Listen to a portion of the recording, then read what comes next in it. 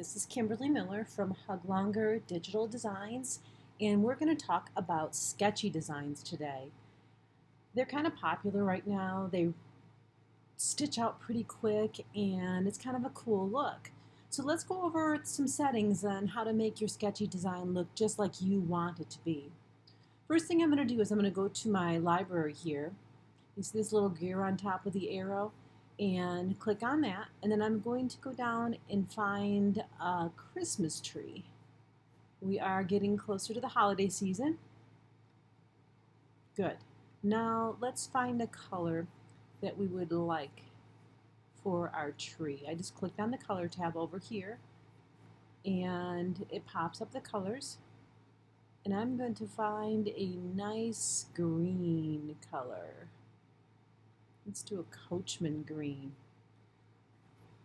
Now, normally if you do an embroidery design, not an applique, you might use a fill stitch like this. And if we zoom in a little bit, you're going to see that it's a pretty tight weave, pretty tight fill here, and you probably won't be able to see any of the material underneath because I have that set at 4 density. And under that, there is some underlay as well. So that would be a more normal design for a fill stitch. But if we go back here to the settings, and we can take this down. Now if you use your sliding scale, you can only get to 15. But what I want to tell you is you can put your cursor in here, highlight it, and put whatever number you want in there. Now that's not quite looking like a sketchy design, is it? Not yet. So what we want to do is go in here and take off the underlay. Let's get rid of that. So that's looking much better. Notice too we have the travel edge on. If we had the travel edge off, this is how that sketchy would look. And that's probably not the look you want to go for. So let's click that back on.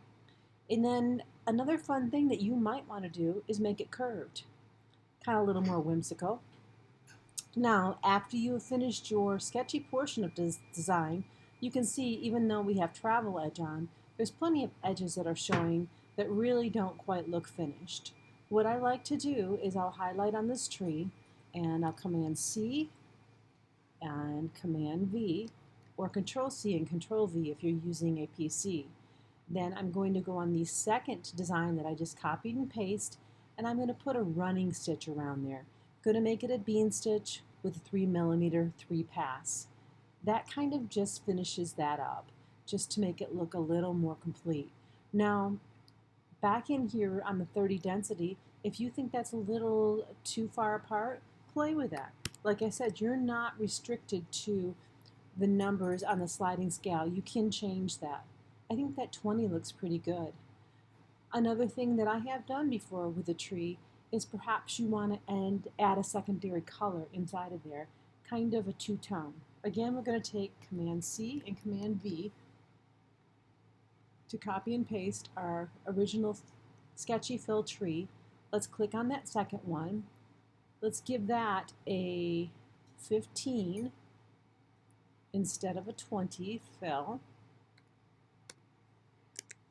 We're still going to keep it curved. We're still going to keep it travel edge. Let's go in there and change that to a different color green.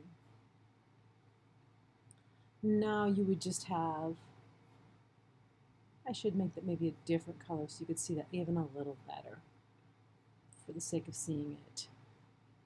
So you kind of have a two-tone without using the variegated thread. It's just a cute look, I think. And that is another way you can play with the sketchy design. But I hope this gave you a quick idea of how you can create your own catchy sketchy design in Stitch Artist by Embrilliance. Have a great day. Thanks for watching. And if you'd like to get some more information about Embrilliance Stitch Artist, I have included a link with my affiliate link so that you can check it out. There's a demo version you can play with while you're there.